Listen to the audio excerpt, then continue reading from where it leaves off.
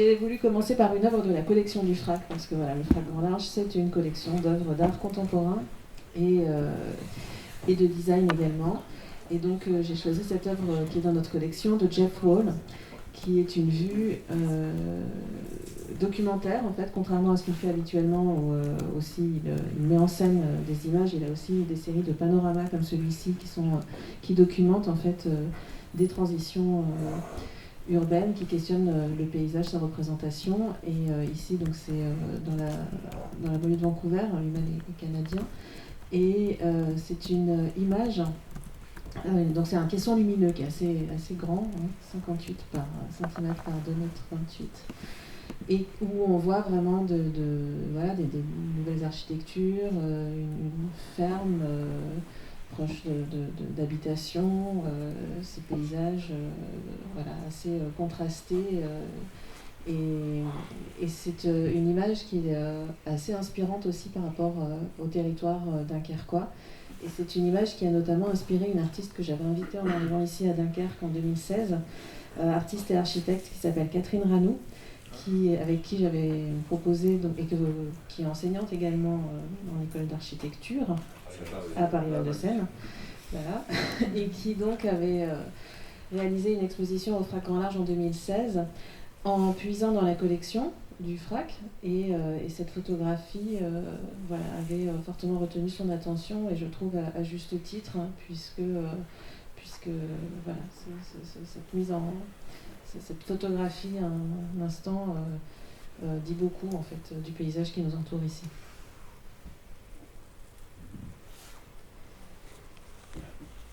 Voilà, après bon, c'est différentes vues, des points voilà, subjectifs, des photographies trouvées dans mon téléphone ou autres, qui ici voilà, mêlent du vivant, ces animaux, et puis ces paysages industriels qui sont fortement présents à Dunkerque. Donc voilà. Après, peut-être j'en profite aussi pour parler de la programmation du FRAC Grand Large, d'une autre invitation que nous avions pu faire il y a quelques années à un duo d'artistes qui joue aussi avec les formes du design, qui s'appelle KVM, Ludovic Burel et Julian Lee, et qui avait réalisé une exposition qui s'intitulait Tubologie, nos vies dans les tubes.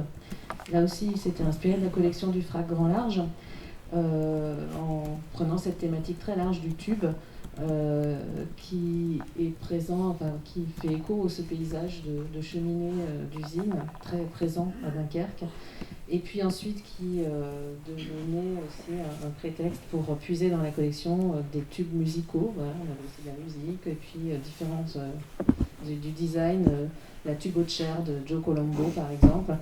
Et donc voilà, c'était une plongée dans la collection du FRAC, mais en même temps un ancrage en fait de cette collection par rapport à un paysage et à des formes qu'on trouve dans ce paysage, en l'occurrence le tube, et également aussi une prise en compte de l'architecture du bâtiment du FRAC, que vous découvrirez donc en fin de journée, qui est inspiré dans ses matériaux des serres agricoles, et qui du coup avait inspiré à ces artistes la création d'une plantation de tubercules, voilà, au sein du FRAC. Ça c'est Dunkerque vue d'une friterie près de l'ancien hôpital de Dunkerque, qui est aussi une forme de musée en soi. Et là encore, je rends hommage aux recherches qu'avait menées Catherine Ranou à l'époque à Dunkerque, puisque cette manière de s'imprégner du territoire en racontant l'histoire, mais à travers des témoignages de différentes personnes, des autoconstructeurs en fait, puisque la personne qui tient cette petite friterie dunkerquoise a aménagé son intérieur, là on voit de l'intérieur, son extérieur aussi, et il possède cette espèce de petit musée personnel fait de cartes postales, rattaché parfois à son histoire personnelle, à l'histoire de sa famille, qui était ferronnière, enfin, voilà, et puis aussi voilà, l'histoire des rencontres. Et c'est vrai que Dunkerque, c'est une ville où le lien humain se fait très facilement et ces petites baraques à frites en sont un des lieux repères. Voilà. Dunkerque, ça m'a inspiré aussi ces lignes d'air, voilà, ces espaces publics, ces espaces de rencontre, et puis la possibilité de sortir des représentations attendues, voilà.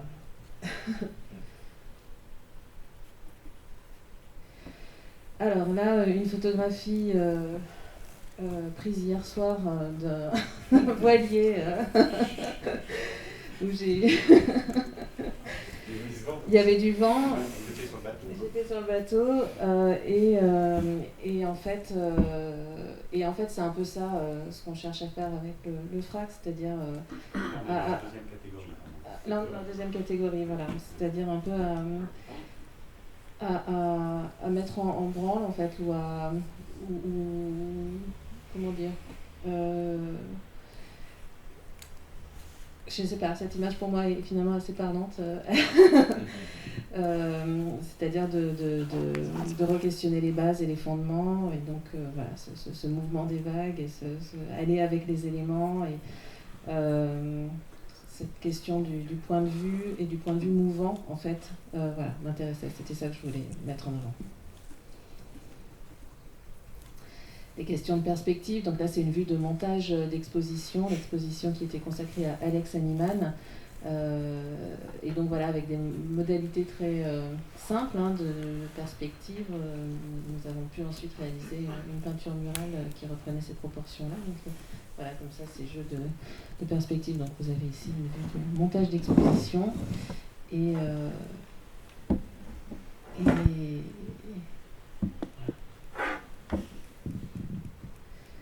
ça, c'est ce que vous verrez tout à l'heure, encore en montage d'exposition, une exposition consacrée à Gunnar Friedman.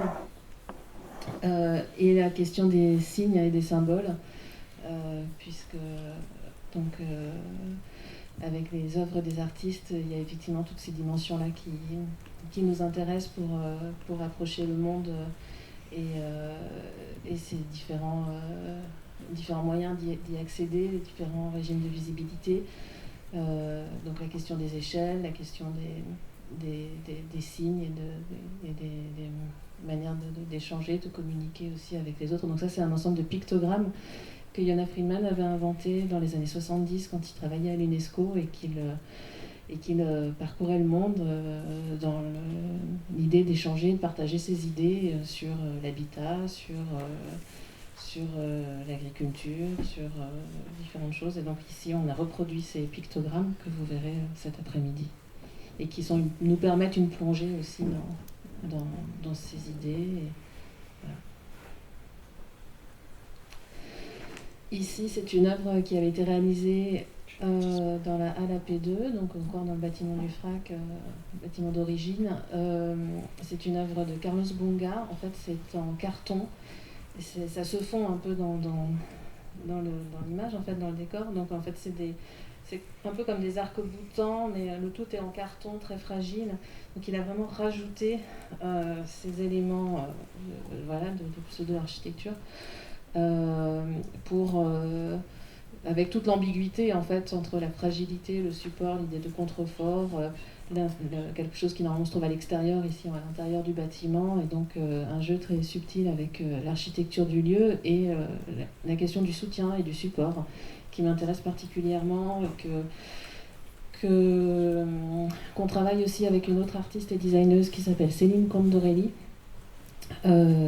qui vient juste d'entrer dans la collection, qui a mené une recherche très approfondie sur la question du support dans l'art et du soutien. Je pense que c'est peut-être un ouvrage qui peut vous intéresser.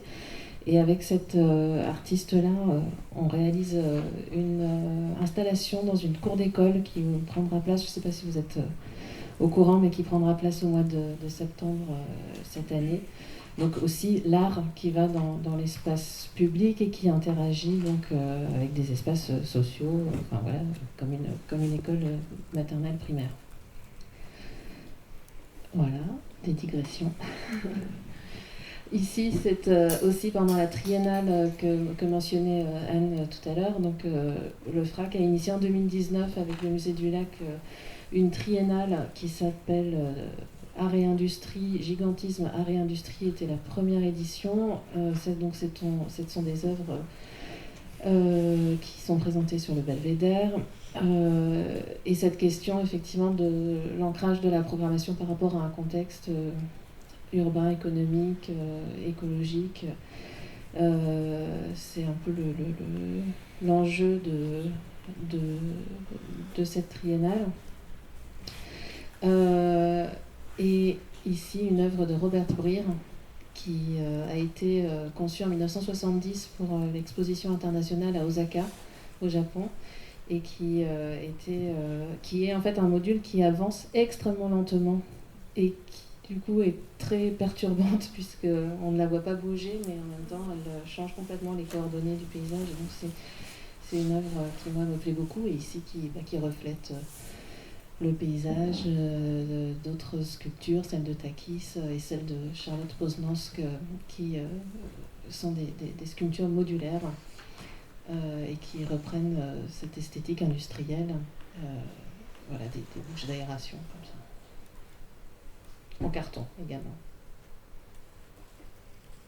Ici, une vue d'exposition, d'une exposition que vous pourrez voir aujourd'hui, qui s'intitule Un autre monde d'un autre monde.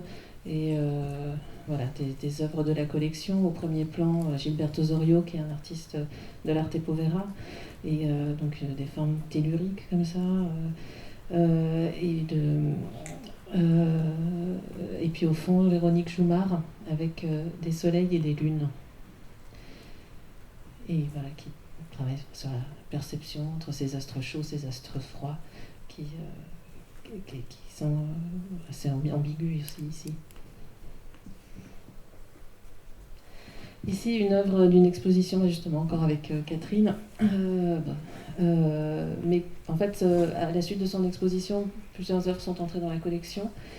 C'est une collection qu'on présente ici au FRAC à Dunkerque, mais comme tous les FRAC, nous avons une mission, donc fonds régionaux d'art contemporain, nous avons une mission de diffusion en dehors de notre bâtiment et en dehors de Dunkerque. Et donc là, c'était une exposition réalisée dans une bibliothèque à Calais, à côté de Calais, et qui mettait en relation la question de l'archéologie et de l'art. Et donc on avait travaillé avec le service archéologique de la ville pour mettre en relation ici ce plan d'une décharge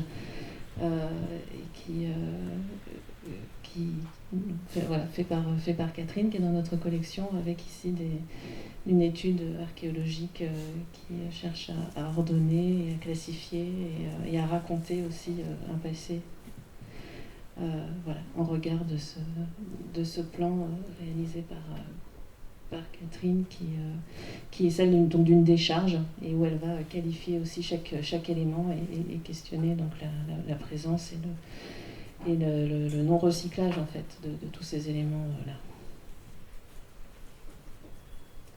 Ici, c'est une photographie, trace d'une performance qui avait été réalisée pendant la triennale Gigantisme, Art et Industrie. Donc vraiment, encore une fois, avec cette triennale, c'est l'idée d'avoir un temps fort, de pouvoir travailler avec les différents partenaires, et aussi on est très content là pour la suivante de pouvoir travailler avec les étudiants et les enseignants de l'école d'art. Donc là c'était une promenade faite par Flora Moscovici, donc artiste plutôt peintre, et qui a ici mis en mouvement cette peinture sur tissu avec les éléments, le vent et une expérience tout à fait singulière du paysage lors de cette déambulation. Ici encore un détail d'œuvre. Alors là on est plutôt dans la partie et vous, qu'est-ce que vous venez faire à Dunkerque? Alors je sais pas, j'en ai profité pour aussi montrer quelques exemples d'œuvres qui sont dans la collection du FRAC. Donc ici Olga Boldirev, une artiste qui était aussi en résidence à Dunkerque et qui, avec une pointe de feu comme ça, a gravé des éléments hétéroclites qu'elle a pu glaner lors de ses promenades dans la ville.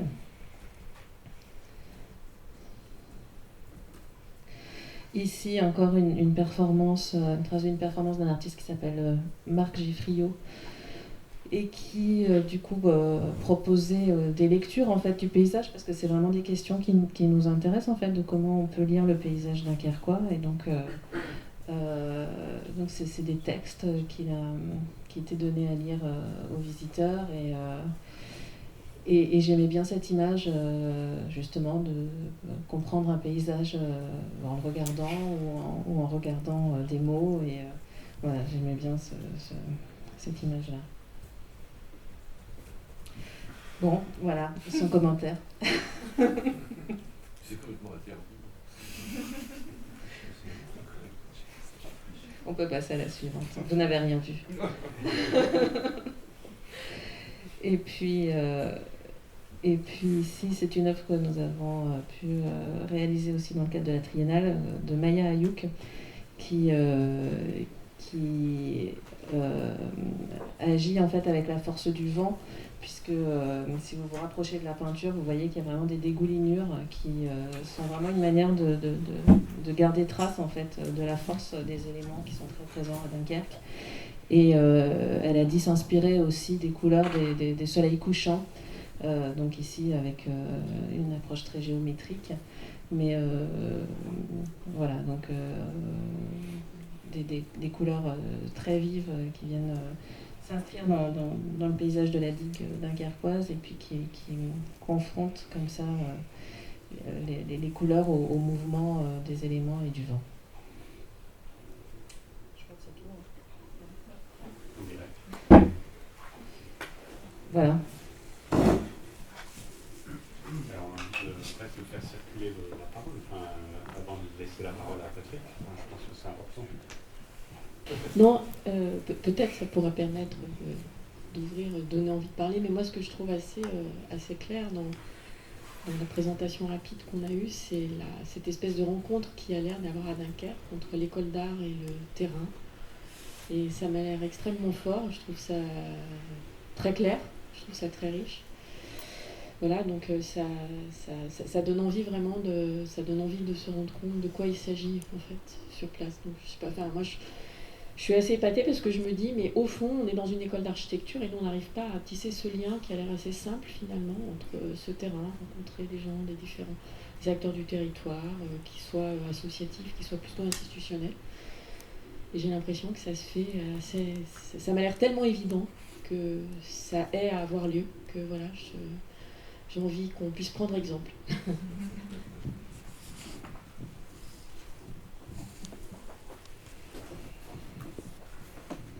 Oui, en fait, ici, on est sur une ville on n'est pas sur une ville patrimoniale, historique. Le patrimoine, c'est plutôt de la reconstruction. Il commence tout juste, depuis quelques années, il commence à y avoir une prise de conscience là-dessus, sur la valeur de ce patrimoine.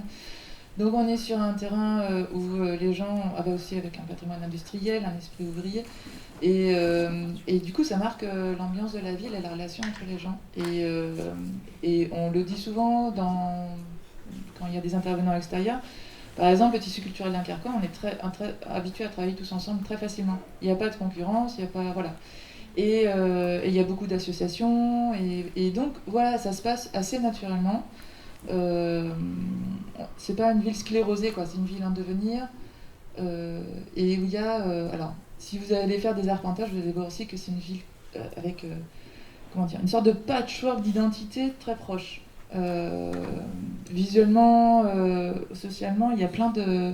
On n'a pas un énorme quartier très riche, très protégé, un énorme quartier très pauvre. Enfin, voilà, c'est très mélangé et c'est par micro-zones. Et il y a plein de circulations entre ces micro-zones très proches. Du coup, il y a des passerelles, des ponts, des circulations qui peuvent se faire. Et du coup aussi, il y a une sorte de culture d'aller vers et de se bouger la cacahuète pour faire bouger les choses. Voilà, il y a un truc un peu comme ça. On y arrive pas, mais du coup c'est un terrain assez propice à l'expérimentation. Et ça c'est... Effectivement, je suis pas sûre que ce soit partout comme ça.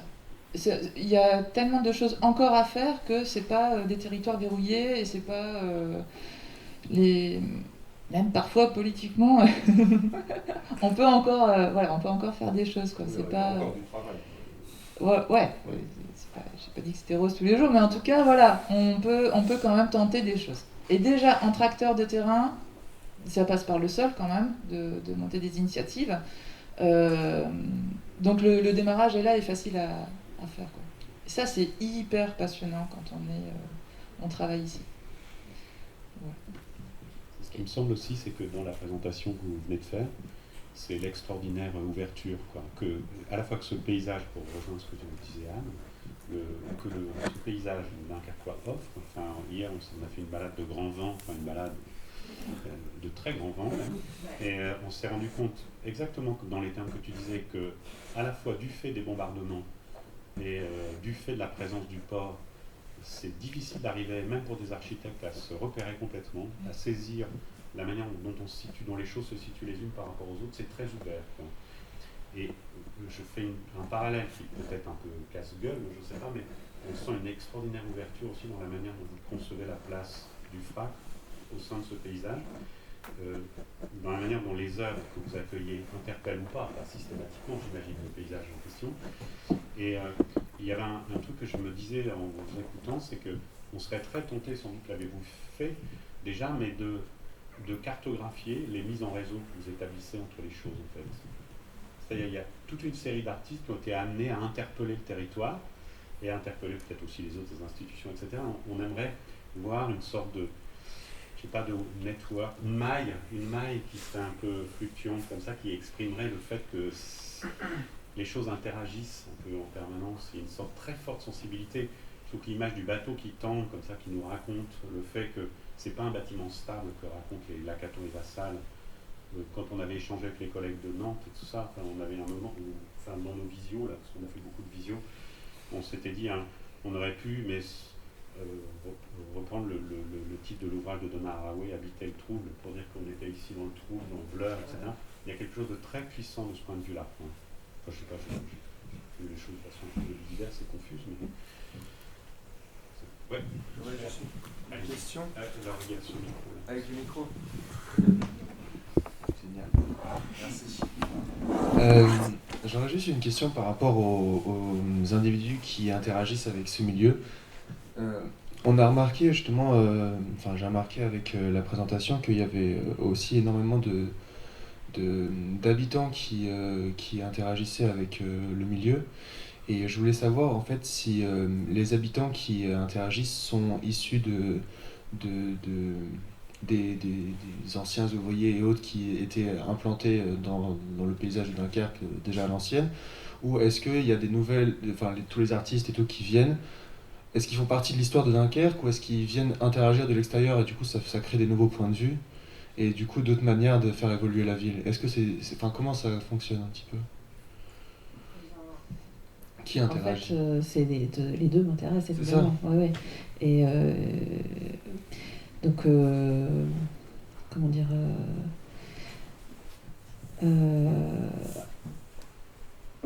en fait, moi je suis arrivée en 2016 aussi, donc je suis arrivée avec mon regard extérieur, et puis j'ai fait venir voilà, des artistes et des personnes qui avaient certaines connaissances du territoire, et en particulier Catherine Rano. C'était intéressant parce que le bâtiment de l'architecture même du FRAC est pas loin d'être anodine, et donc d'avoir aussi une artiste architecte qui a cette compréhension du bâtiment et aussi la connaissance des architectes, enfin voilà, c'était une connaissance en fait de l'architecture en fait, pas forcément du paysage, mais du coup elle a pris le temps aussi d'apporter ce regard sur le contexte. Et après, je développe beaucoup de projets aussi avec des artistes d'ici, et en particulier des résidences, ce qui peut paraître étonnant parce qu'ils y résident déjà ici. Mais en l'occurrence, vous pourrez voir tout à l'heure le résultat d'une résidence d'artistes en entreprise, d'un artiste enseignant ici à l'école d'art de Dunkerque qui s'appelle Donovan Lecoadou, donc qui vit ici, qui en 2018 a résidé dans un site industriel qui se trouve sur le port de Total Oleum de formation. C'est une ancienne raffinerie de pétrole qui aujourd'hui sert de centre de formation. Et vous verrez donc le résultat en fait d'une résidence qui aurait dû durer 6 mois. Et du fait qu'il habitait ici sur le territoire, il a pu prolonger en fait ses recherches, son travail et ses échanges avec le site et avec les équipes, avec les gens qui y travaillent en fait. Et voilà. Donc ça c'est vraiment sur la durée. Et en ce moment j'ai un autre artiste qui vit à Dunkerque qui était venu me voir il y a une année, non il y a déjà en 2019 au moment à peu près de la triennale. Il me disait bah voilà, alors il s'appelle Émilien Leroy. Et il me disait, voilà, moi j'habite ici, j'ai vu l'usine des Dunes qui se trouve un peu plus loin à Lefrancouc. Voilà, ça me fascine, ça m'intéresse, etc. Et donc, avec cet intérêt qu'on a justement à réindustrie, etc., c'est plus facile pour moi de nouer ces liens-là. Et donc, on a réussi, après quelques approches, à l'accueillir, en fait, à accompagner cette résidence en entreprise qui est en train de se dérouler aujourd'hui. Voilà. Mais donc, tous ces regards, en fait, cette diversité d'approches de regards m'intéresse. C'est génial. Ok, merci beaucoup. Oui, parce qu'en fait, à Dunkerque, on a sur tout le tissu, on a un bon creusé pour l'émergence des artistes. Donc il y a tout ce qu'il faut en termes de pratiques amateurs, il y a l'enseignement supérieur, il y a les lieux de diffusion, il y a les lieux de travail. Les associations, la plateforme et Fructose. Et du coup, en fait, même si pas mal d'artistes viennent au départ de l'extérieur, ils s'installent. Et ça fait qu'on a quand même il y a pas mal d'artistes qui travaillent sur le territoire et qui après travaillent avec les structures tutélaires. Voilà, on a toute une chaîne comme ça assez complète et intéressante.